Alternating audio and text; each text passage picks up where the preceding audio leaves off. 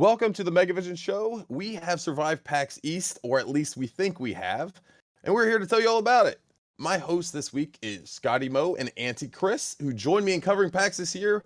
Welcome, guys. How are we feeling after PAX? Have you guys fully recovered yet? I have not.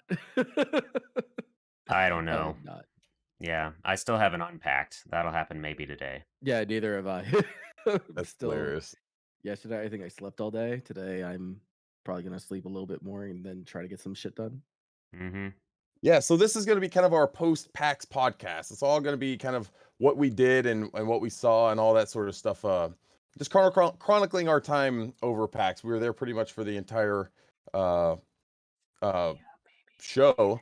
But before we jump in, I just want to make sure our listeners and viewers know that over on our YouTube channel, we've been covering and posting all of our PAX East coverage over there. I think we have over 7 interviews with first impressions, recaps, and more.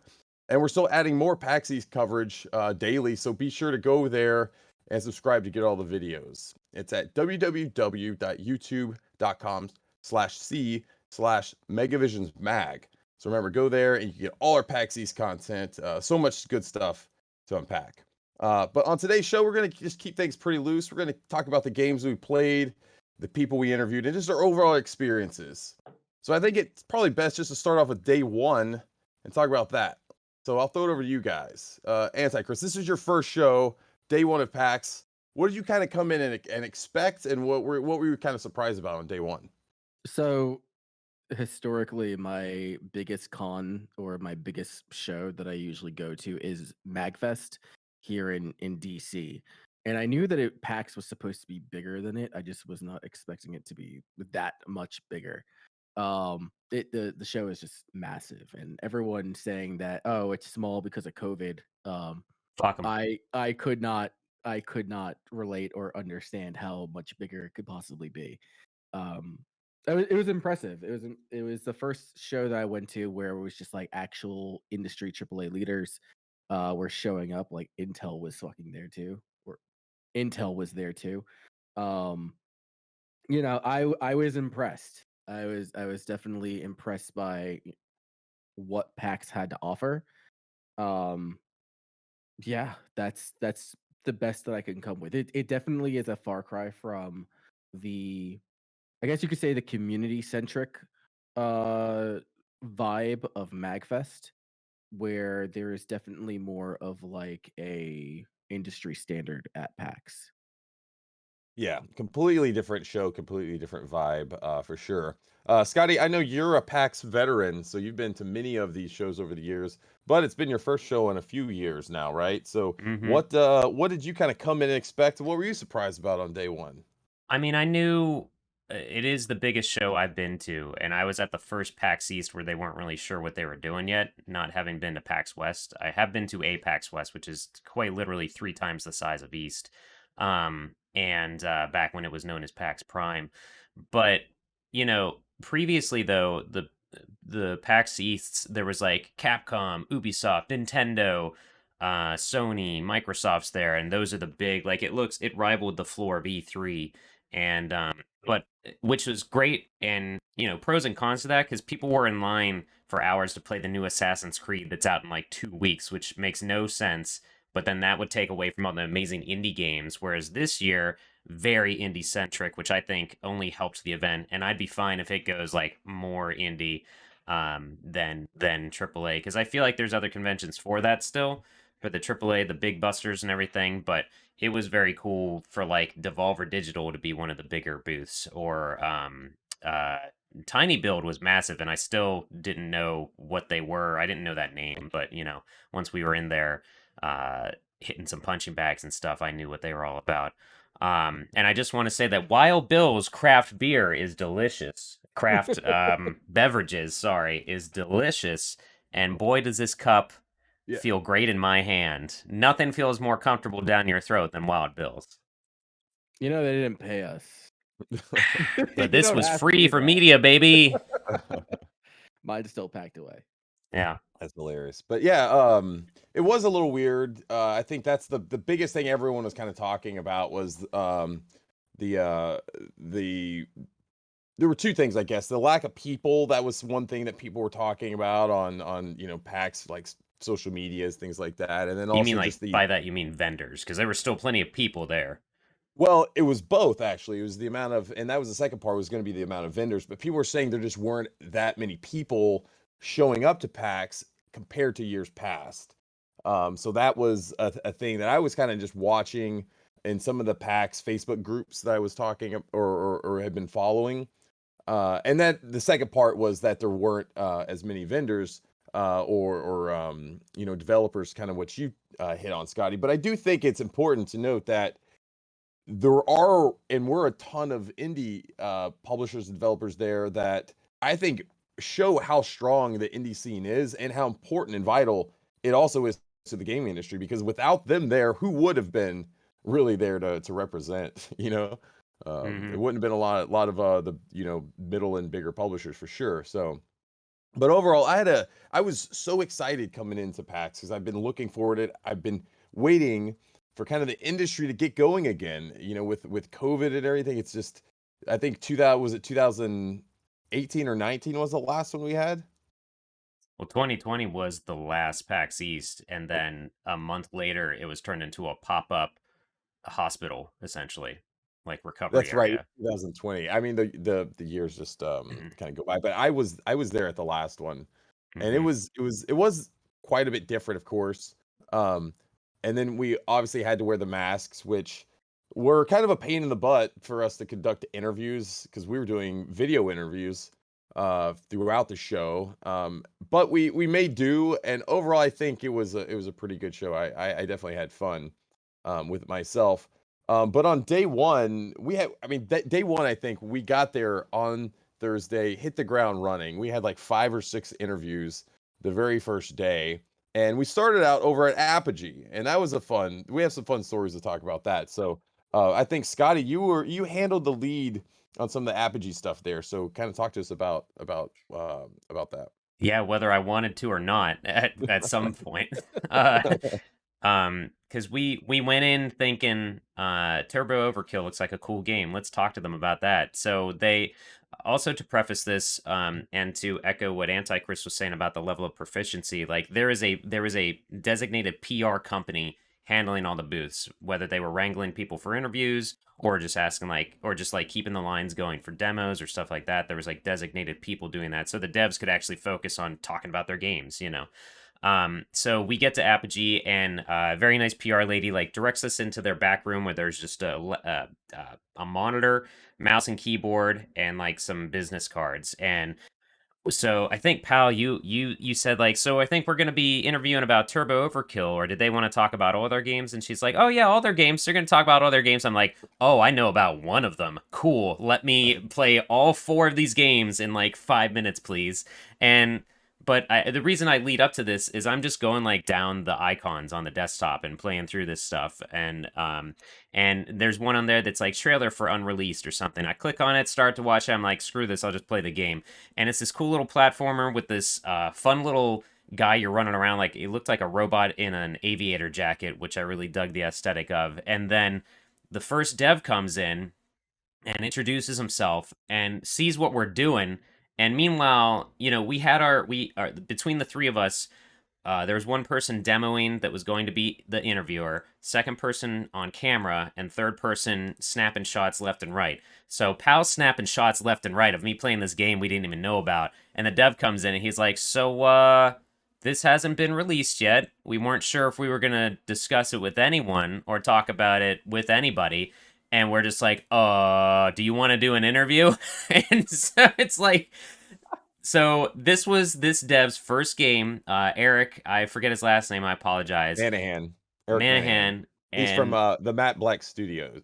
yeah, and so he made the game, or is making the game Lucid, and this is his first game, and the first time he's done an interview for it, making me the first person to ever play it. So him and I had a special kind of anxiety immediately first day of PAX. So Yeah, because we just didn't expect any of this to happen. I thought, like, the three of us thought we were just going through the motions. Let's play these games, let's interview them. But I think that turned out really well. You can tell there's a little bit of stiffness to it, being the very first interview of the weekend. But that ended really, that turned into one of my favorite moments of the show because most of our interactions were, oh, we do this, and instead of handing a business card, we hand them a magazine, and they're just like, holy crap, this is an actual magazine. I'm holding a real magazine. And he had that reaction, and then we got an issue to him the next day because a lot of things were kind of scrambling the first day, but not in an insane sense, just in a nonstop manner, to the point that we're like, we'll come back, we'll give you an issue.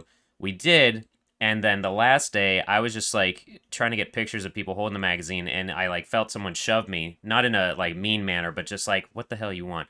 And it was him, and he's like, hey, like he was genuinely happy to see me again. Like if we were to run into each other on the floor after being separated or something, I was like, oh, did you see we threw the video up? We got all this stuff out. He's like, yeah, and I love the magazine. And he was just like genuinely happy to see me. I was like, well, I hope you had a good weekend and stuff like that. So that was cool because it went from incredibly tense awkwardness to someone being excited to see us on the floor again, you know? Like genuine joy. Yeah. Yeah, So, that was funny because the PR person came in and they were like, because they saw us recording, they're like, "You can't, please don't use that footage. Like, we can't let that. yeah. We were Please not. stop. We're not Please stop. yeah, because the game, from what he was saying, is he quickly put that together like the night before, and it was literally just kind of like a vertical slice of the game, like just showing Right. kind of like different sections and stuff. So it was by no means like a level in a sense of like your standard video game. So I could understand that. And so once they told us, I was like, absolutely, we're not trying to Ruffle feathers try or something right, here. yeah. So that was all fun. So they were cool with me taking some photos from behind the screen. So if you look at the YouTube thumbnail on that video, it's actually that's the video or the one of the photos I took afterwards. And it's just kind of funny. So we were making some jokes that like Scotty almost got us kicked out of PAX, like the like our It first felt interview. like that. I mean, it could have gone way worse, but it couldn't have been I was already not comfortable being the first interview, despite the fact that I do YouTube nonsense and podcasts and things all the time. But it was also like we hadn't found our groove, even though we had an order of questions and everything. But I think if it had been a game we were supposed to review or demo and stuff, it would have been all right. But it was that extra like split-second addition of you shouldn't have seen this game. What are you doing? You know, like that just added to the Yeah, and I think intensity. some of that is just also I think everyone was a little weird just getting Oh yeah, back to the like this is it's been a while since the industry's been going again. So it's just I think there was a little bit of that going and everything else. and But just first day jitters and stuff. and for that one in particular, I want to say when we made the appointment, it was a little weird because it wasn't one of those where I think you get to select like the specific game you're going to play. It was just one of those like here are our games that we're going to kind of show you. Hmm. And so we didn't really kind of know what to expect going into that one. But yeah, but Apogee, I was really impressed with their kind of overall showing. I mean, because we did play outside of it was obviously Lucid was the game that we played, but there was Turbo Overkill as well. Do you guys want to talk about that? Because we played that there at that booth as well, right? We Hmm. did. Yeah, Anti, you go ahead. I've talked enough. Yeah, so Turbo Overkill is a fast-paced Duke Nukem style boomer shooter, where you play like the cybernetic assassin, and I believe that like you're going into like go after certain targets. I never finished a level, so I can't exactly comment on that. But it is if you liked games like Ion Fury or Parodius or anything along those lines, you're definitely going to like Turbo Overkill. It's a very, very, very much so a more polished version of those games. It's very, very smooth. Almost to the point where it's just like it's low polygon its low polygonal art style is more of an aesthetic outside of like this is it could have very easily been like a very fleshed out and high res game, which honestly it's like a low poly high res game in and of itself anyway. Right. Right. Yeah. I think though that that low poly aesthetic mixed with the cyberpunk like fits so well, and it It does. looks great, especially with like all the neon kind of colors and stuff that it Mhm. integrates into it. It looks fantastic in motion. Yeah, Yeah, and it did I re also. You said it like move. At first, when I played it, I thought it was moving too fast because I do need to like normally tone down my my axes with the mouse, but I think it was kind of a good middle ground with how quick you were having to turn and crap. mhm. I thought that the coolest element to that game is the chainsaw foot or the chainsaw shoe, Right Hell out of the yeah, that's knee. awesome. Yep. where It's just you like just it's a do like knee. this. It's like a mix between a minor boost and an attack. Um, and you just I want to say that every single time you use the chainsaw attack, you're also gaining back health. So there's like a really big incentive for you to just go in and just mow them down, get them in a group, get them in a line, and just like melee attack because that's all you have. Like I don't think you have a traditional melee. It's just foot attack, and then trying to hit them from afar. I believe there was only like 3 weapons available in the demo. You had like your shotgun equivalent, your machine gun, and your pistols. Um, and it's really cool because it's like you have like these 2 M16 variants machine guns. You're holding them sideways and you're firing off like rapid fire. It's just a very stylish game, a very stylish cyberpunk game. It's cool. I think we were talking to the developer, and it may have been when Scotty was interviewing. I believe Sam Preble was the person we interviewed, but he was talking about how he kind of came up with the concept, and I guess he was talking about how he liked Vanquish and the sliding mechanic in that. But so he had to Mhm. figure out like, okay, I want sliding in there, but I have to figure out like how he can attack. So he's like, it's a robot. I'll just put a chainsaw on his knee, and I was like, that's awesome. I'm in. Yep. Let's do this. Yep. Hell yeah! So I love that. That's great. Mm-hmm. So I think that those were really the two big games we played at Apogee's booth, and then from there we went over across the hall a bit over to Eastbird Games, which I gotta say I wasn't really familiar with, or I haven't been with Eastbird Games before. So Answer Chris, over back to you. I think you played most of those games. I think we started out with we played what, World of Horror and No Place for Bravery over there, right? Yeah, Mm-hmm. so I'm familiar with Eastbird mainly because of World of Horror. They've done other things like Cyberpunk Bartender Action Valhalla. They had a spin-off called Cyberpunk Bartender Action Nirvana. They've also done Y2K, a postmodern RPG. Um, but World of Horror, I think, is like I wouldn't say it's like their biggest game that they've come out with because Valhalla is also like universally known in the Yeah. indie scene. But World of Horror is like this really creepy take on tabletop RPG. It's like the Western version of, or I shouldn't say the Western, it's the Eastern version of Call of Cthulhu tabletop games. Where everything is very like Junji Ito, Asian horror. It's everything works out like it's an investigation when you play, much like any of the other tabletop games. And there are combat scenarios where it's instead of it's actually like, oh, I'm going to attack this person, I'm going to shoot them with a shotgun or something like that. You can deal spiritual damage to certain enemies if that's how they're affected by it, and it's a lot of like clapping and bowing and trying to do these ritual motions in order to take out the enemy.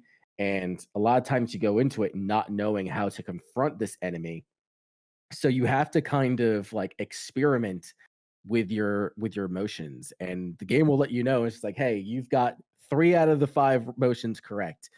Good luck trying to figure out the rest of it. So the new patch that's coming out, I believe they're going to 1.0 because the game has been in early access for a while. Later Is on that this what year. they were showing at the at the Yeah. at PAX? Okay. So there's 2 new instances that they've created. The one that I play was more of the psychological horror element of World of Horror. And it is very much a narrative on COVID, where instead of like, I'm used to like playing World of Horror and like going to different places and exploring it. And this one is just like, why can't I leave my house? And it didn't click with me at first, where it's just Oh, like, yeah. is the game broken? Am I not able to do anything? No, you have to explore your house to kind of figure out what entity is haunting you. And there are some creepy elements to that. Like you're looking out to your mailbox door and you can see the silhouette of somebody just standing there watching you, going through your closet, seeing beyond like the walls and seeing like eyes watching you.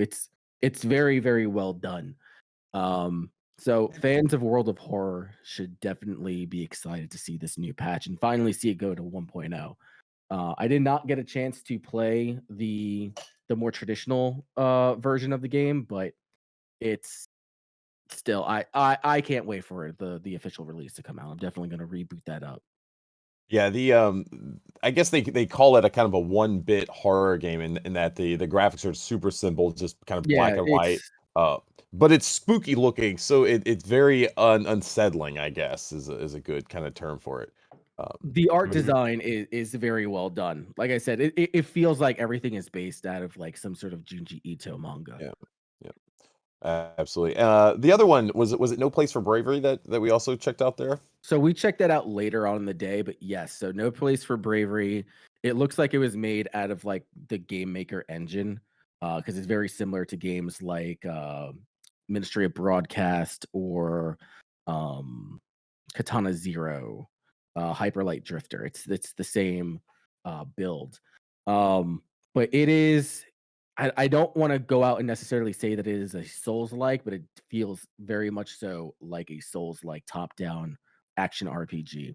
The premise is that you and your daughter are out hunting in the field and you're planning on going back to the village, and then some major catastrophe takes place where you are the only one left and you have to go find out where your family is. And it is got like skeletons and ghouls and like giant trolls and all the things that you would normally expect to see from games like this. But the thing is that this game is so well done and well crafted. Um, like I played it on the hardest difficulty, and usually when it comes to games like this, I don't typically do super well. I kind of like have to learn the game. This game just feels 100% intuitive. Like if you're used to playing games like this, it should be like really easy for you to ease in and just have a good understanding of how the game and its mechanics work. It's very well done. On that. And I think looking out, did we Shredder's Revenge? We went over to Dotemu at the end of the day, day one, right? Close to the end of the day, I think the last interview or the last game that we played was over at Devolver Digital. Oh, okay. Yeah, yeah, yeah. So yeah, we'll talk Shredder's Revenge because I mean that was for me at least. I've said it a couple times now, but that was the big game for me. I know Scotty, you were also looking forward to it. Man, we both got to play it along with Frederic, who is working on game design for the game. That was a lot of fun. What were your overall impressions, Scotty, of Shredder's Revenge? It felt just how you're expecting it to feel, which is good, which is just natural. The game had a good flow. It's a Turtles game, so it feels like a Turtles game, which I can imagine. If the Sonic series has taught us anything, it's hard to replicate the feel of an old school game, and they did that pretty well with this, making us feel like we were in the arcade. You tried out Splinter. I went with Mikey, of course, at first, and then I did try out April, which did feel a little bit different. So it's kind of amazing that they can even create that feeling between brawling characters in that some would argue are palette swaps. But yeah, it's just there's so many Easter eggs. There's going to be day one of the release of this game. There's going to be like 35 Easter eggs. I bet you didn't see, whatever Oh God. on YouTube and crap. So because like I won't give away too much, but there was when you enter the news studio at the beginning, you like break open the front doors and just a panicked crowd is running by. I still cannot remember April's boss's name. But because Vernon is the wormy guy that she works with, and can't Mr. Thompson or something doesn't matter. April's boss, he has like a mistress or some like blonde lady that's in a couple episodes here or there, just a throwaway character, but she's like one of the characters running away in the crowd. I'm like, was that so and so? And the dev talking to like I completely interrupt you asking him questions because I was like, holy crap, was that whoever that was, he's like, yeah, we've got a lot of stuff in there like that. I'm like, that is insane to me. So just looks great, feels great. I'm real excited to see more of in terms of characters, but I mean, like that was this says a lot about PAX that was initially looking at our schedule and looking at the lineup and who's announced. That was, to be completely honest, the only thing I gave a crap about going into PAX was this Turtles game. But in like my top 5 experiences of this past weekend, Turtles isn't even in there because there was so many other cool things that we saw and people we interacted with. So, but not to take away from it, but yes, I'm still very excited for Turtles.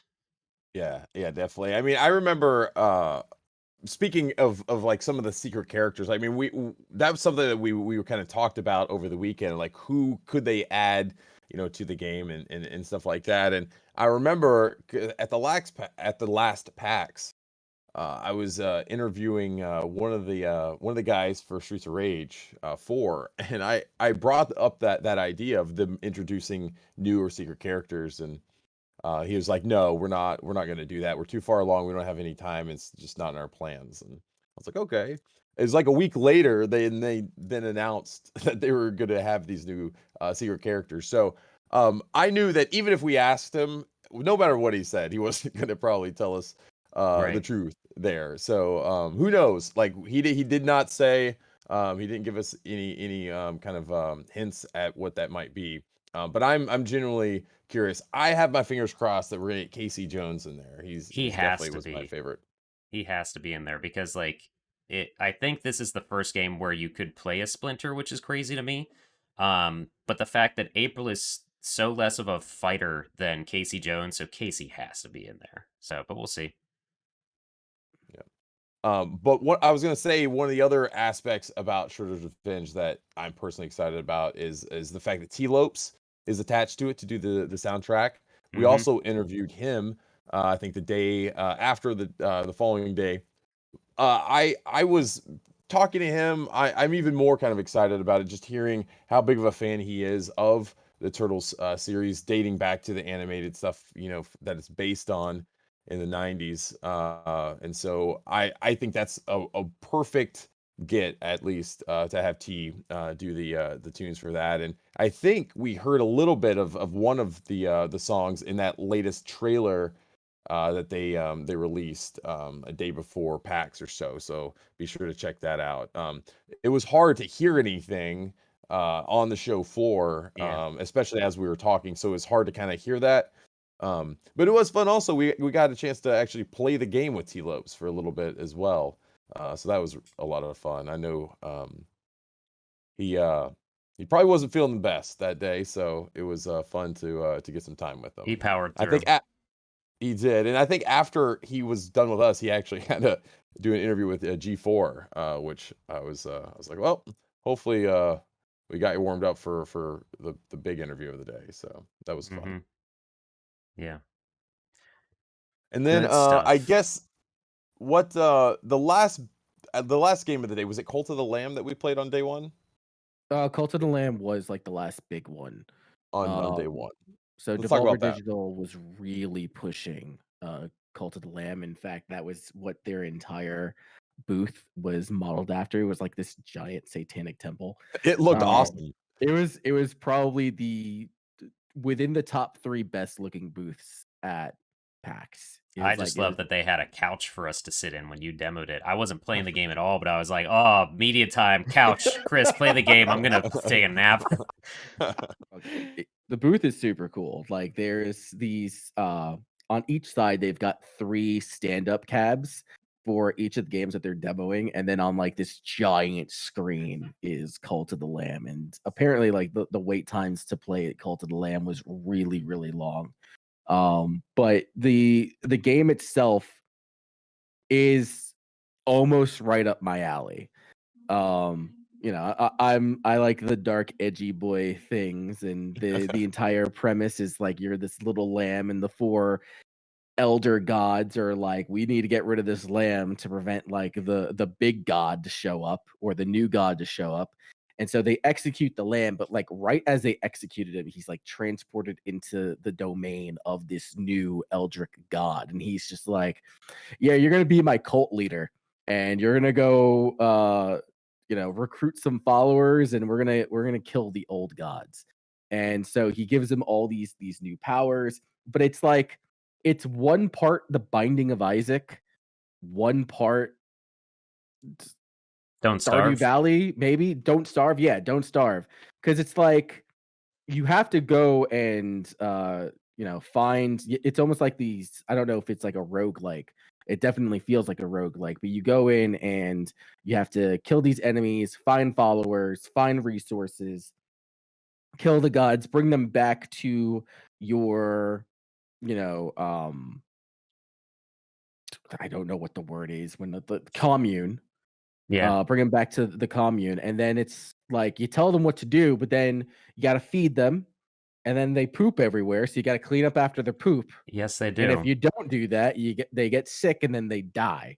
But the thing Mhm. is, it's like in order for you to progress through certain parts of the story, you need a certain number of cultists. So it's like it's a balance between let me go be a dungeon adventurer, and then it's like, okay, this is daddy daycare, but for Satan. Mhm.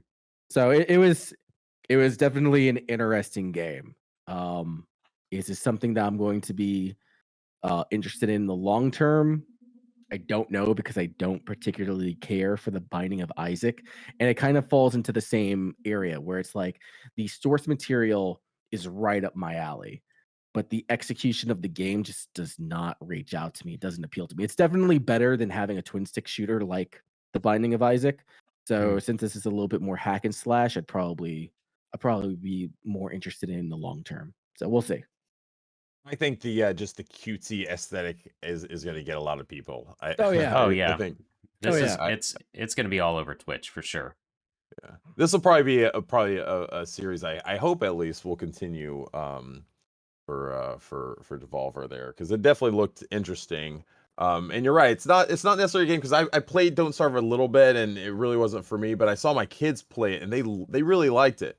And they played it quite a bit. In addition, I think they even came out with like some sort of expanded version on Don't Game starve Pass at with some your point. friends or together Yeah, or something. Mhm. I and forget. they played the hell out of that too. So I think that this is something that they'll like, and my daughter loves this sort of like dark, creepy stuff. Mhm. So I actually gave her a couple of the Cult of the Lamb stuff I brought back, and she really liked it. So I think she's gonna enjoy it. And for anything that I think really for to get young kids playing and excited for like that, that's not fucking Fortnite, I'm all about it. So so let's do Yeah. it. But yeah, Cult of the Lamb, that definitely is one to look out for sure. I'm definitely gonna check more of that out. So that was day one of PAX there. I mean, man, I was pooped that first day. We were so busy. Yeah. Um, That was a lot of like the big stuff. There was a few smaller things or things that we didn't like cover in depth. But yeah, that was a busy day. mhm. And then we went out later and we had Applebee's for this. That was actually the second night in a row we had Applebee's. First for Um, me. it was first, but yeah, I will say the second night Applebee's was probably a mistake. We probably should have cut our. I guess like Taking in the local color. yeah, it was close to us. So we were tired and we were like, you know what? Let's just find the first close place to us. And we found Applebee's. Which Mhm. I'm mad that we did, because if we had just looked behind the restaurant, we could have seen like this entire like Soho Boston Yep. area, that like a bunch of different restaurants there.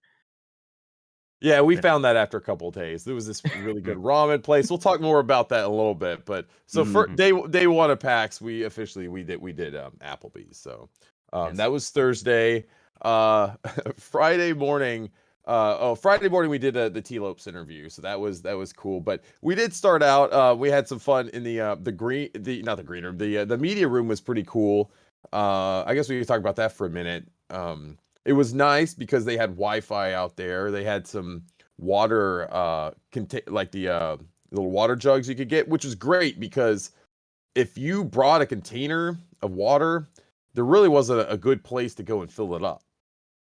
That you could get water that's not a water fountain. And I was almost gonna do that at one point, and then I saw this just person go up there and just put get their mouth like all over it, and I'm like, you know what?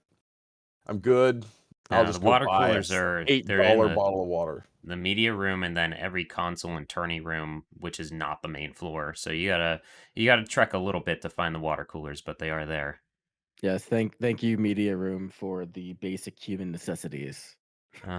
Of That was internet and nice. But water. what I was gonna say, it was cool because I think it was Friday, but G4 ended up showing up, and a lot of their folks came in and were hanging out in the media room. So that was kind of neat, just to see not only PAX back, but also some at least decently big gaming media be there, and so that was really cool. I was excited to see them there. So shout out to G4. Um, for that. I also made sure to throw out our issues out all over the media room, so hopefully people pick those up. And who knows? I didn't see any of them left out by the time that we left. So the two times that you did, I know that I saw that. I think her name is Emily Rose. Picked one up. And like there was like another like 5 issues that were left out that I'm pretty sure it got picked up from everyone else as well. So Yeah, good. Hopefully, or they just kind of threw them out after they left. Like, who are these dumbasses? it's fine. We'll Yeah. throw this out. That's okay. Fake $100 bills in this crappy magazine. Screw PAX. the what was he dressed up as? Like a circus conductor? Circus, He's like yeah, the walking around ringleader. handing people $100 bills, and what it actually was like, oh, you have $100 in Monopoly money for like some esports Circus money or something. event. Which I guess it's cool if you're actually involved or going to those events. But thank you for the fake Benjamin, man. It's fine. Mm-hmm. I think we ended up basically hanging out at Devolver Digital again for that morning, right? Because I think after that we went over to play McPixel 3 and Trek to Yomi. Yes. Which I guess McPixel 3 was the one I ended up playing, and that was a lot of fun. I will say its developer, his name's Soskowski, or I think I got that right. But he just goes by Sauce, SOS, and he's probably the coolest, most funny person I met at PAX. I instantly was like, I would love to just hang out with, because especially playing the game, it was completely wacky. So the premise is, if you aren't familiar with McPixel 3, the idea is it's a parody of MacGruber, who is a parody of MacGyver, the TV show. And the idea is it's kind of like it's the save the day misadventure, where it's basically very basic pixel graphics, but you're set in a stage, a mini game, and you have to find out what you got to do and try to make a decision to save the day. But what happens is it's just full of like hilarious misadventures. Like I said, you think you're going to do something like put a fish in a like an aquarium or like a glass of water, but instead you'll put the glass of water like on your head, or just do something completely stupid. And so it's just really zany and off the wall. And I had a blast with it. And then talking with Sauce, he was a blast as well. It made me just want to play the game even more. It was just one of those fun games. So if you're familiar and you enjoy the WarioWare type games, he also said it's kind of, if you mix like WarioWare with maybe like Monkey Island, that's kind of what that makes sense, because what would come out of this is McPixel 3. Yeah, What did you guys think of it? Click at first. No, it looks like a point and click at first. I would say this was one of the, I hate to use the phrase, but hidden gems, including Sauce himself was a hidden gem of PAX.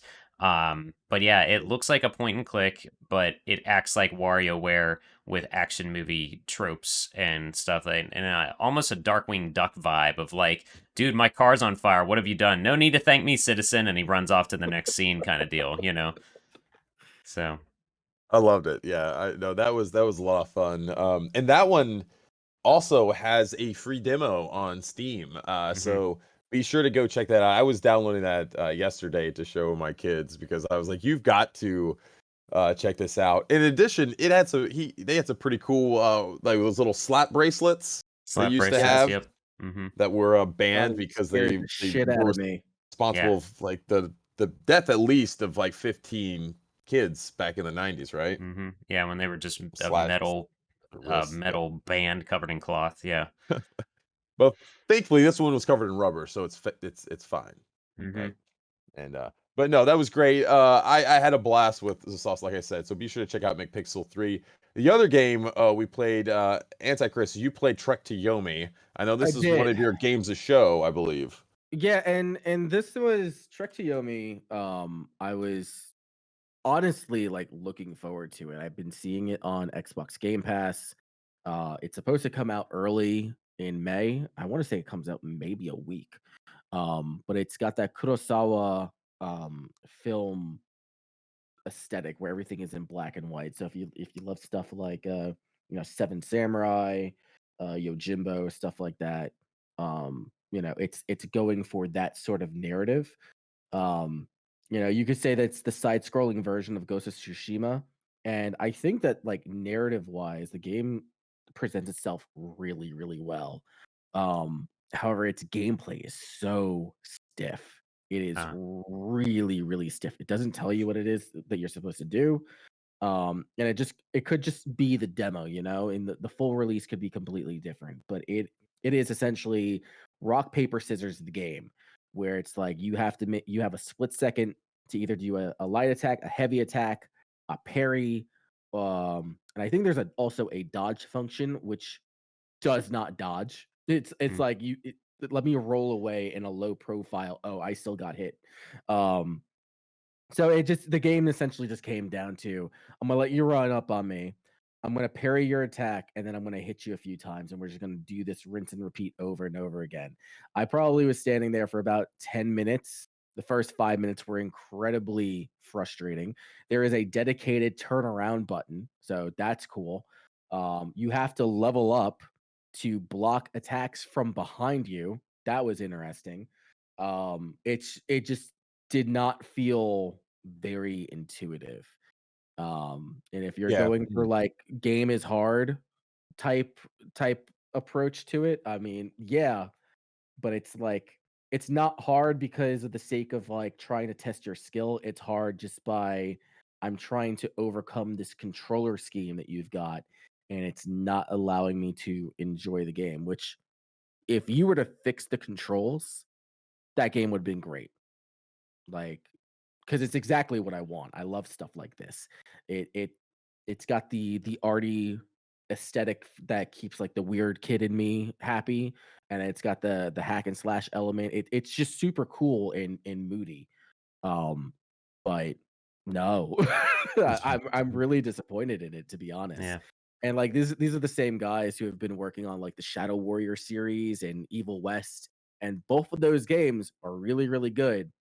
I don't know what the deal is with Trek to Yomi, so Hmm. we'll see when it comes out on Game Pass. Yeah. Yeah, yeah. Anything else happening on Friday that you guys want to talk about? There was a lot of like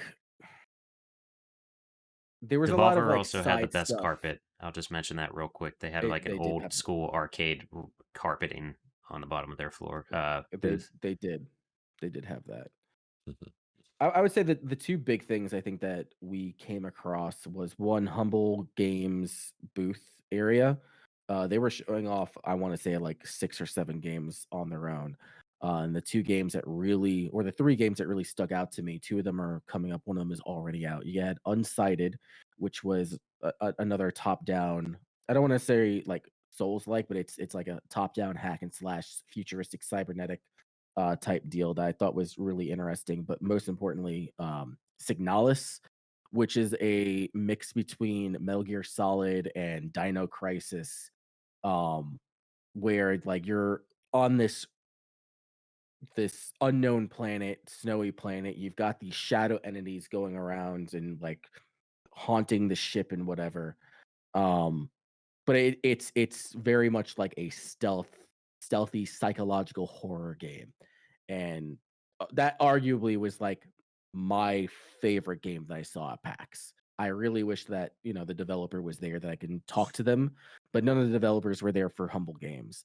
Um, but that game I just got looked stuck in that one. Did you figure out super the good. like temperature based fuse puzzle? Because I couldn't figure Yes, that out. there is a note that gives you the answer for 3 of them, and then Oh, you just gotta plug in the last one.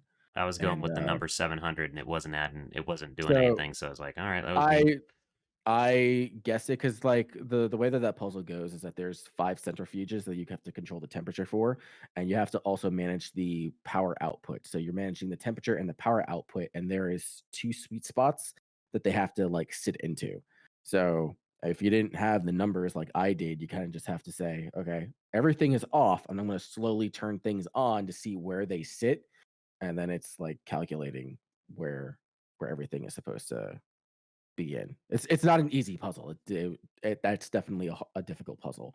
Yeah, Um, but no, it feels very much like those Resident Evil Dino Crisis games with a mix early of ones. yeah, the early ones like 1, 2, and 3, Hmm. mixed in with like some Metal Gear Solid. So I'm excited for that game. It looks really really good. Same. The second game that I got into was Moonscars. Moonscars. I think Powell, you started playing this first.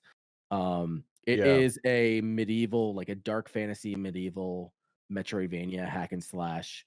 Um, there, I didn't get a chance to like really dive into it, but the gameplay itself was very smooth and satisfying. The weight of your weapons, like your attacks, were just like you felt the weight behind that. What was that Um, one game? It almost was like, was it Bloodborne on the 32X or whatever, when you had kind of that digitized character that ran around? It felt a lot. It reminded me of that, kind of in the way it played mhm. and stuff. And I really enjoyed it. It looked very kind of moody and yeah, it felt and kind of looked old school. And I definitely was digging it for sure. Yeah, those 2 games for Humble Games really really stuck out to me. Um, I would say besides that, we also were checking out some of the stuff at the PAX Rising demo area, where a lot of the unsigned indie talent were showing up, and you know, Scotty and I played Plunder Panic Yeah. and Power Chord.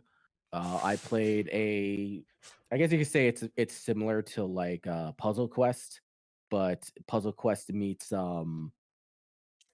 Slay the Spire, which Puzzle Quest is already kind of like a difficult game for me because I'm colorblind, and the entire way that this game operates is like you have your champion, you've got a set of cards, and then you have resources on the side here where you can do different things. But your resources is based off of you could either play a card or you can take an action on the Puzzle Quest board, and you have to link instead of like matching light colors together in like certain like blocks or segments. You have to link all of the blocks together, all like blocks together. So if you have a line, no matter like how the line is shaped, if it's a line that goes around the entire board, and you can link them all together, you can do an attack, and your attack is based on how many of those icons that you boosted. So the entire game is all about like playing these cards that manipulates the board and gets all these icons to link up together so you can do like big massive attacks. Um, it's okay. I like Yeah, Slay the Spire still. yeah. It's like I like those games individually. Like I love Puzzle Quest, and I really like Slay the Spire. Putting them together, the game hasn't sold me on it yet. Right, So right. it needs more time. It needs more time to cook. Yeah, and that's one of the interesting things is like what happens when you combine these two mechanics? Do they work? And maybe it also sometimes is a thing that's like it doesn't mean that maybe because this game isn't there yet that it can't get to where it needs to Mhm. be before it's released. So maybe it just needs like a little bit more work. But yeah, that game was certainly had potential. Scotty, did you want to talk about Plunder Panic at all? It's great if you enjoy Killer Queen. It's that, but a little more simplified, so it might be a little easier, have a little easier entry for people that aren't a fan of Joust or something.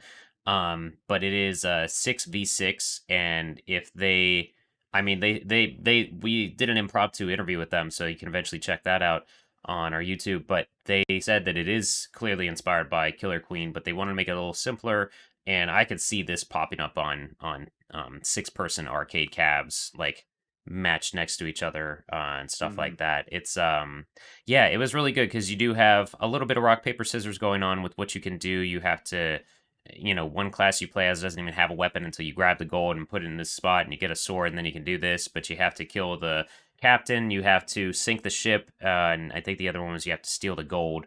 Yeah. But it was just another cool co-op thing. We were fortunate enough to catch our victory on camera, and one dude just loving it, that he was definitely holding the team, if I recall correctly, and then we got the win at the end there, because it was down to, you have like essentially 5 lives each, and then both of us were down to 1 life each, and we took it home, so it was cool. I didn't even notice that we had lives. I thought it was infinite. Oh, it was like we have to capture 5 things, they have to capture 5 things, so I Oh, equated it to yeah, like the Smash like, Brothers 5 stock thing. okay, got it. So yeah, No, but that was it was a fun. good game. It's definitely an easier version of Killer Queen. Just Yeah. the understanding and getting into it, because like in Killer Queen, it's like everyone's set up like you have your gatherers and then you have your attackers. Right. So in this one, I think anybody can be a gatherer or an attacker. You just have to pay the gold to buy the sword to go fight people. So Yeah, you're but not no, as it was cool. restricted. So, and I did play Signalis as well. I would say if you're not sold on how Anti-Chris described it, think of Soma if it was made in like the 16 or 32-bit era and it was a third-person game. So that's the atmosphere of it too. But I'm excited for more of that. I thought it was already out, and I yesterday I was like, I want to check out more of that game, and it's not even like, we played a demo that's not even available yet. So that's the cool things Yeah. of PAX. Yeah, there were a couple other developers that said that they were going to put the PAX demo, make it available. I guess why wouldn't you? But yeah, so there were some that were just, I guess, PAX exclusive and not going to be released. So that might have been one of them. Anything else to say on Friday before we head over to Saturday? Because we had a lot going on Saturday. Yeah, I mean, not in terms of games, but I wanted to mention my surprise guest at lunch real quick. And like half the reason you go to these events, it might, the days are blurring together, so I don't remember what day this actually Yeah. was. But we had all grabbed some, overly priced con food, sat down to a table that we could find, and you guys wanted to hoof it up to the media room to finish uploading stuff. And I had just started eating, so you're like, just wait, go ahead and finish your food. We'll go up and do this. And so I was sitting there by myself. One dude sat down and he was like, yeah, seat's not taken, cool. And then another guy sat down and I wasn't really paying attention. I was just eating. And then I look up and it's Justin Silverman from Screenwave and like Cinemassacre fame. I was like, whoa, holy crap, Justin.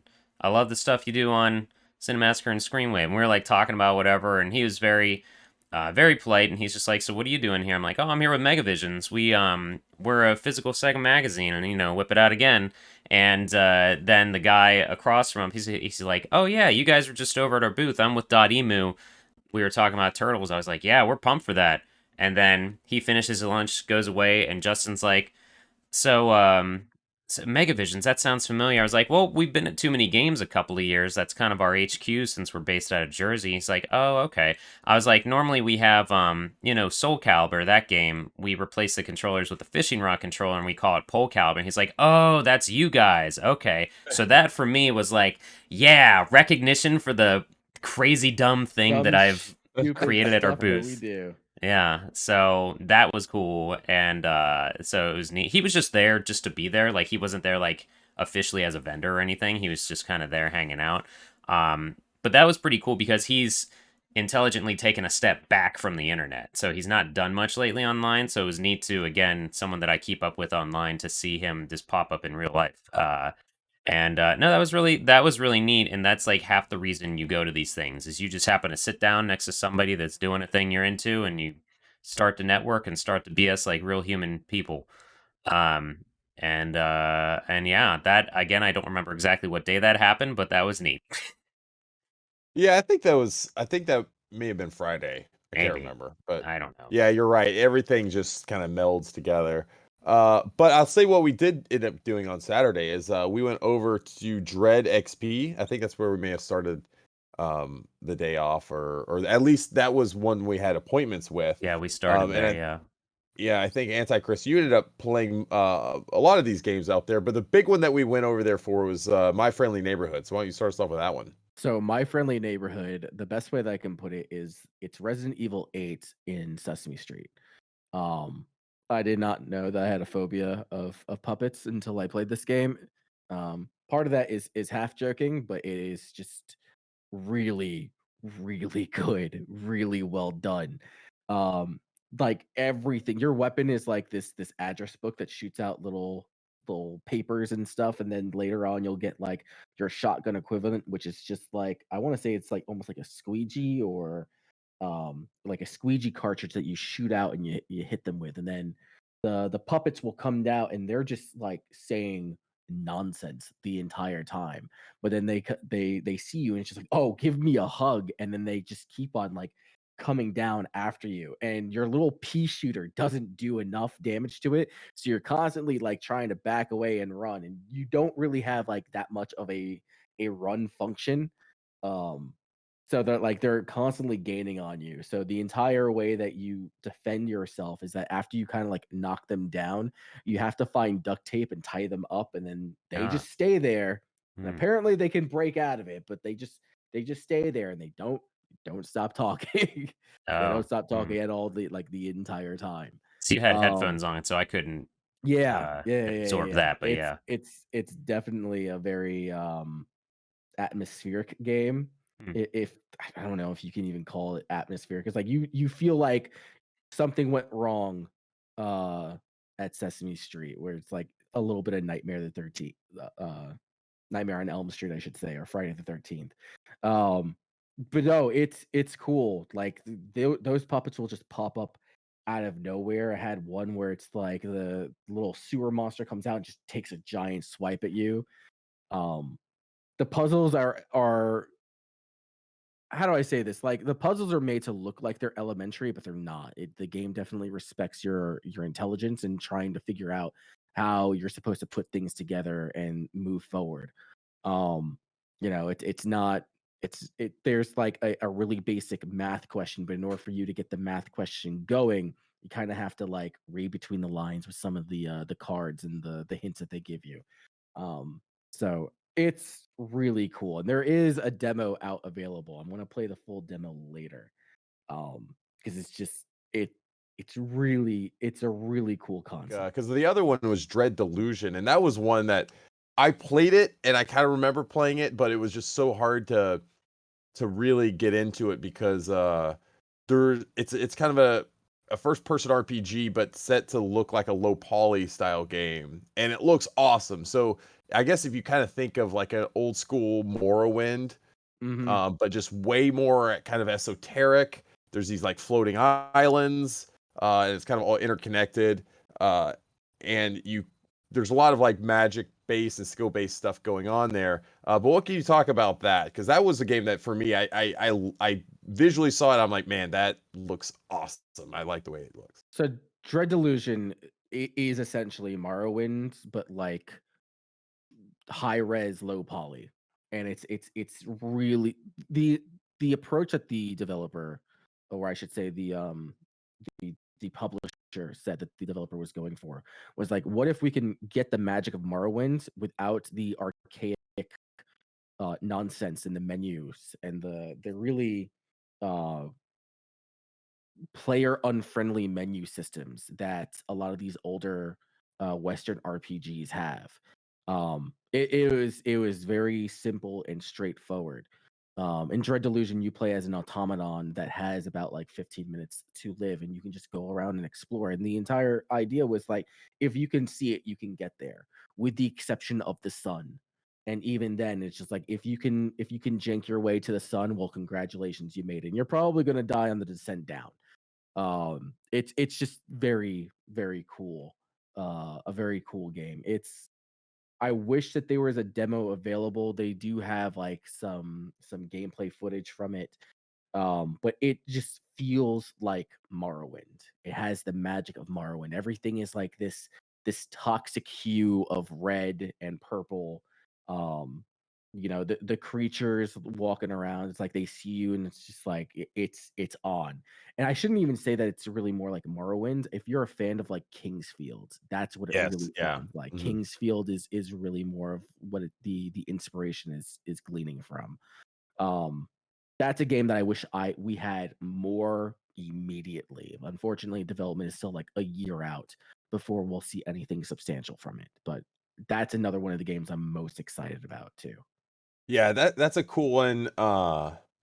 And yeah, the Dread XP booth was really interesting. Those people, they kind of showed us some stuff that they have in the works, and they've got some pretty exciting things in store. It's definitely a publisher that I'm going to be keeping an eye on. My Friendly Neighborhood looks very good. Dread Delusion is a game that really kind of speaks to me. That's a game that I'm going to definitely want to play. But there's more stuff that they have on the way that I think people are going to be excited to see. I do really quickly want to shout out to my friends over at Mega Cat Studios, because we did go over there. They were showing WrestleQuest and World Championship Boxing Simulator 2. Of course, Mega Cat is based out of Pittsburgh, hometown of Scotty Mo. But they've recently released, I think, Bite the Bullet. Before that, there was Coffee Crisis, and my personal favorite is Log Jammers, which is kind of a 2D NES style, kind of like a Windjammer style game. I played that with you. I know what you're talking Yeah, about. yeah, we played that a while back. So yeah, I mean, Mega Cat, they've been around for a long time. But this was cool because at their booth this year, it was all kind of wrestling and boxing centric, and they had Jeff Jarrett, WWE, WWF, and even WCW, longtime pro wrestler, was out there, and I was so excited to see Jeff Jarrett. And I'm such a big pro wrestling fan from back in the day, and I remember we saw him, I think the day one, I think it was Thursday, and I saw him. I wanted to give him a Wolfpack like 2 Sweet, but I'm like, man, it's COVID. I don't know if he'd go for that. So I just was like, "What's up, Double J?" And he's like, "Hey boys, how you doing?" He just seemed like a good dude. I was like, man, I love. And I was hoping we could set something up and do an interview with him, but I guess when we went over there, he wasn't he wasn't there. But we ended up playing WrestleQuest and the game. But I got interviews with oh man, what was his name? Oh, I got it right here. I gotta have his card right here. Vinny Lee Glamrock, who is a kind of pro indie wrestler, been around for quite a while now. And he was great. Did an interview with him along with Andy, who was on the development team over at MegaCat. But that was a lot of fun for me personally. That kind of spoke to my wrestling, fanboyism there. But the game itself, WrestleQuest, is a really cool game. It's kind of like a wrestling RPG, really.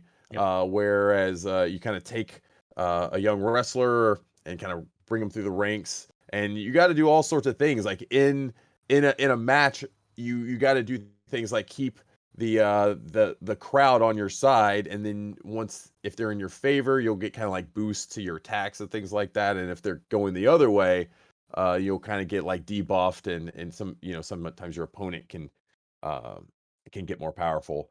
But the game looks really cute, real fun. I didn't get a chance to really play it for too long. Again, that's kind of a hard game to kind of really dig your teeth into at a convention there. Right.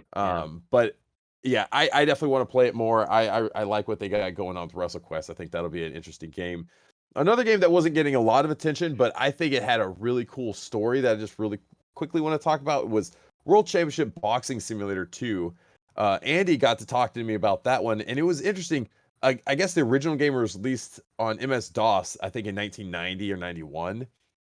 And the publisher, I guess, approached them and was interested in doing a sequel, and they agreed to it. And I think Andy and some of the other guys were one of the, like on the real involved in the design of it. And it's kind of interesting. He was telling me about how they kind of went in and updating, not really changing too much of it. But one of the biggest things he was telling me is that in the original game, what you're really doing is kind of managing a boxer, right? You're kind of like, and so you're trying to take him through the ranks as well, and you got to train him, and you got to like make sure he's resting and he's eating and he's doing all these things right. And you're scheduling his matches and all these different aspects to it. But in the original game, you actually never got to see them box at all. He'd just like do the match, and that would be it. And then I guess you'd find the results and stuff. I mean, considering this is I guess back in the 1990 or so. But that was one of the things they added into the sequel. So now, once you see him come in, you get to see how your boxer does. And unfortunately, my guy, he was terrible. He sucked. I can tell you why he was Yeah. terrible. You didn't Uh-huh. train him for like I 2.5 weeks. Yep. I trained him, and I even gave him a rest day. You One. gave him more than just one rest day. Anyway, yeah, he failed. So that was actually a lot of fun. And Andy was a good man. He was awesome. He was like actually like in wrestling gear, or not wrestling gear, but boxing gear. He had like the He had the the robe, he had robe the and gloves black and eye. everything. He actually told me one of the PAX enforcers thought that he got hit with like because he had the black eye. He's like, no, I'm fine. He thought someone hit him. Yeah, Which is good pretty makeup. funny. And That was then he great. So punched me shout in out the to those gut. guys. Yeah, once again, he punched Scotty. How did that feel? I'm recovering. Good. That's it. I didn't know if it was like what was worse, like getting punched in the gut or some of that like PAX lunch food that you're eating there for a little bit. Oh, it's all the same. All ends up in the same place, so we're fine. Right. The last game we played, I think, was Demon Throttle. That on Saturday. Do we want to talk about Demon Throttle? Yeah, that was one that was weird, we weren't sure how to go into it because it was like a 50-50 shot that the devs were going to be at Devolver's booth for any of their games. Like at McPixel, I don't think we knew until we walked up and asked. And Cult of Lamb, there was no dev for that. And then Demon Throttle, I think we asked the day before, and they said no, the devs are not here. But then day of, the devs were there, and they're like, oh, they're coming up now. And meanwhile, Pal and I are already playing the game and like getting our butts handed to us. And it's a top down, like old like 1984. Or whatever the helicopter or jet game is, or Ikari Warrior, something like that, where it's a scrolling, what's called a shmup now, but going from top to bottom rather than left to right, and it's a Western demons. I don't know. I was a cowboy, you were a demon lady, and vice versa. However, we were playing, and then the devs walked over and they're like, "Let's put in the the equivalent to the Konami code so that you guys can actually see the next level." Bad. So that was Which you did not see the next level. Yeah, I mean, we got through I think the boss. even with the Konami code, we didn't No, end up beating you the did boss. not.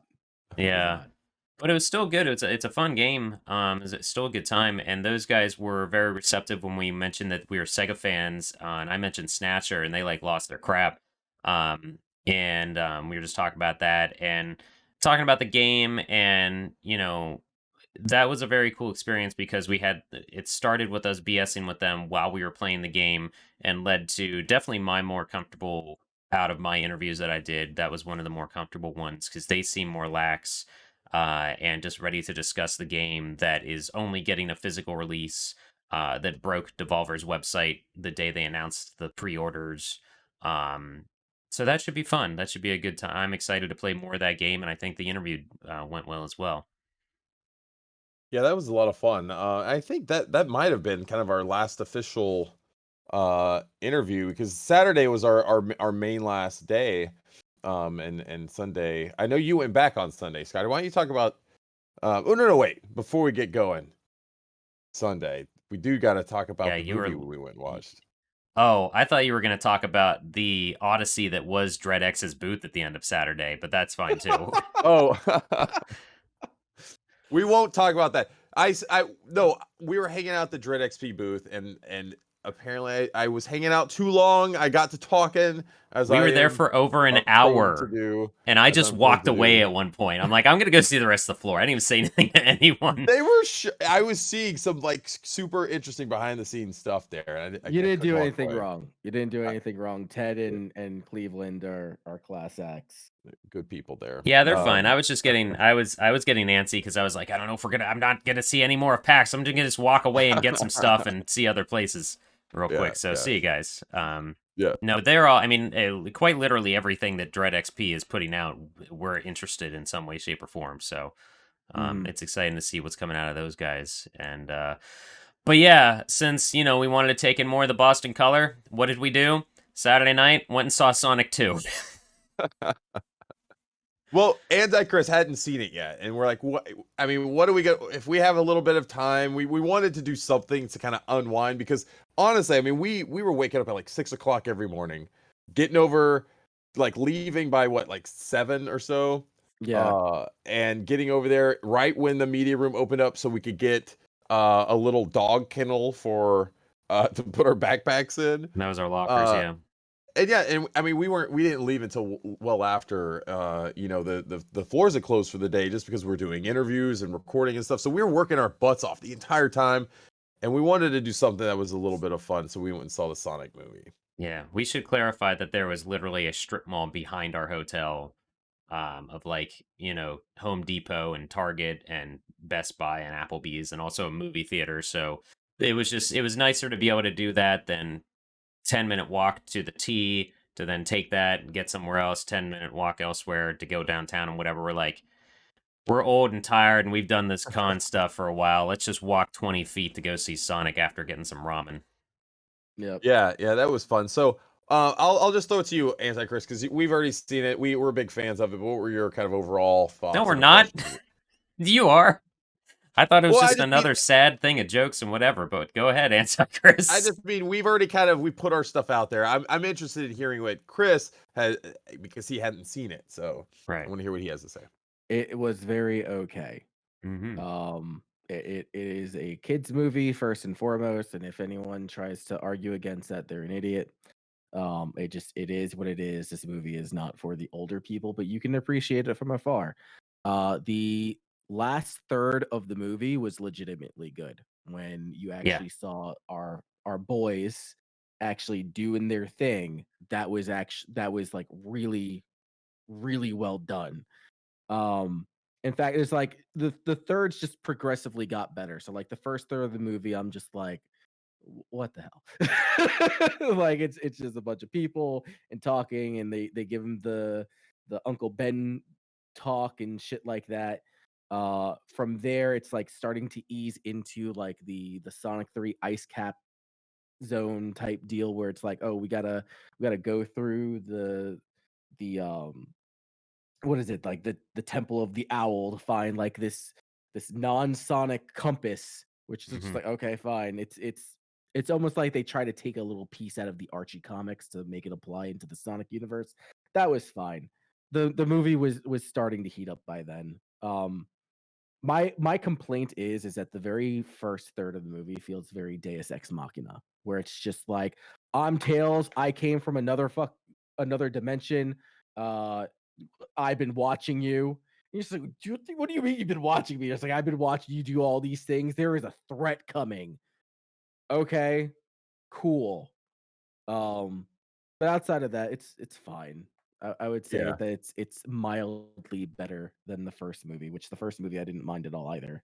So Yeah, it's going to be interesting how this movie will ultimately be remembered because we have to keep in mind this is the second of 3. It's and typically, the middle of a trilogy is kind of viewed as the weakest. So it'll be interesting to see if that third movie can really kind of like put a stamp on the series and hope hope that we'll launch it to even more the Sonic universe or whatever. But I think it ended on, obviously we won't say spoilers or anything, but I think it ended on something that at least for me gets me interested in watching the third movie. And so I'm all in, at this point. I'm going to watch it. Being that, of course it is just a kids movie and keeping that in mind, but I had fun with it. It was fun.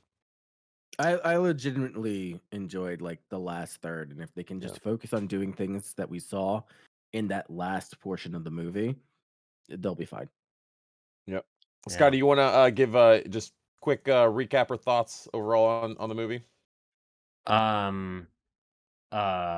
never thought I would smirk at a Sonic 06 reference, but I did.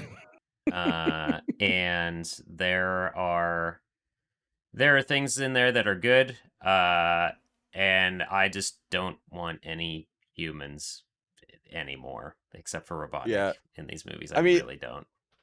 For the most part, in all of these type of movies, like the humans are typically the weakest aspect of it, and they're kind of like just the throw in and stuff. So I get it. totally get Yeah. that. But It was loud. That theater was oh freaking yeah, loud. what the hell? I think they had it on like all the way up. They're just like, put Yeah. all the dials to 11. I went to the restroom a couple times during it, and I could feel the movie still happening through the wall next to me. I don't know why. They were trying to Like, give us that 4D experience. I guess they're like, "Oh, Megavisions is here. We got to give them the best." That's what they were thinking. That's hilarious. It worked. So overall, just last thoughts on PAX East, the whole experience. We'll go around the room. Anti-Chris, once again, it's your first one. What did you think overall? I had a great time. I thought it was awesome. There's a lot of things that you know, I shouldn't say like the only disappointments that I had was like either not seeing a booth or certain games that that I played that I expected more from, Um Trek to Yomi was unfortunate. Iuden Chronicles Rising, we didn't talk about that, but that was a huge letdown. I don't even think it's like the game necessarily that was a letdown. I just think that was the presentation of the demo, where it's just like, oh, here's like the first part of the game, and it's like the most boring portion of the game that's being presented. The con itself was great, or I should say, the event itself was great, but like it was more of like missing out on certain things. That's it. That's fair. Scotty, what about you? I think that with keeping in mind what you just said, Anti-Chris, maybe you guys should have stayed for Sunday to have no appointments and just walk around and see stuff, because that's kind of what I did for a couple hours before I had to catch my flight. And I did end up buying a little bit of things here and there, and I enjoyed Mega 64's panel. It's not a PAX for me without their panel. And then I approached their booth, bought a shirt that I'm wearing now, and I told them about the magazine, and some of them were genuinely pumped for that, and also complimented me on my tattoos. So it's like, well, that's you guys are awesome now, and not that you weren't before. And might have accidentally ended up in their latest podcast with the magazine, so that's cool. But that was just another happy accident that happens when you're at a, not even trying to network. I just wanted to give them an issue. And so that was a lot of fun, and it was cool getting pictures of people with the magazine. A lot of those are going to pop up later on. But I would say overall pro tip for anyone that's never been to PAX, do not go on only Saturday, because you will not see nearly enough of what you expect. That's the day for lines and not the day for playing anything. Plan on going at least 2 days or a day and a half. This is a 4-day convention. God bless the vendors who are running their booths for 4 days, because the floor is open 10 to felt 6 bad for every them day. thinking about Sunday, like what they must have felt like on Sunday. Jesus. Yeah. And but that's my pro tip. Don't go just Saturday. Maybe go Saturday, because you will see the full. That was the only day that sold out this year.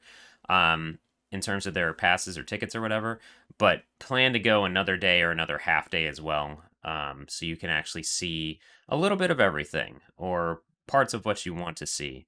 But no, it was fun. I'm glad I went, and hopefully they're just going to keep going, and it's the first of many bigger conventions coming back. So I think it was a good time. I think it was definitely worth Megavision's time, because we made some friends and we got some stuff coming up, and it was good overall. Yeah, absolutely. It was definitely worth our time for sure. I think the big thing for me is I think it showed that there is 100% a place and a need for like physical industry events that developers and publishers can bring and show their games and have real people come in and play them and have that interaction, that face-to-face interaction, have that instant feedback on a game. I think that you're never going to be able to replicate that by having these just like online only conventions and shows like that. So for me, I was more, I guess, optimistic than ever about the future of PAX, and I guess the future of just industry, physical industry shows going forward. I think they did a very good job of everyone was masked, everyone had to be vaccinated, and everyone, I think, just did an overall good job of just like just keeping their distance or whatever else it was. Everyone, I think, just did a good job, and I think at least from my perspective, the event ran without a hitch. I think they did a very good job for that. So kudos to them. Kudos to the people that ran that, organized, and everyone that was, took part in and just putting it together, because it was a blast for me. And I'm just glad that this event's back rolling again. I feel like the industry is like getting back, to normal as much as it can be. So hell yeah, I'm all for it. Yeah, just get more bands. There just needed to be a little bit more music, but otherwise it was good overall. Yeah. And hopefully, next year they'll be able to, grow and it'll get back to hopefully closer to what that was before. But yeah, this was kind of our PAX talk. Man, I'm glad it's over. I had a blast, but it is good to finally relax and just get some rest, because man, we had been on our feet. I did go against Scotty's good advice to not wear and try to break in brand new shoes at the day of a convention, but I did it anyway, and I'm sporting a couple blisters on my toes, so I'm still dealing with that. But overall, great event. I had a blast, guys. Yeah, here's to more. We got plenty coming up. Yeah, and like I said, once again, be sure to check out our YouTube channel over at www.youtube.com/c/megavisionsmag, where you can watch all of our PAX East coverage. And beyond that, like what we mentioned, issue 2 several times. We brought those with us to PAX. But if you're listening and you want to get your hands on issue 2 and you haven't already joined our Patreon, you can head over to megavisions.net and click the shop button at the top of the page, and then you can go and purchase issue 1 and issue 2, which just came out here recently. I think that's going to wrap things up, guys. Once again, thanks for joining the show. We survived PAX. Maybe not next year. Wild Bills.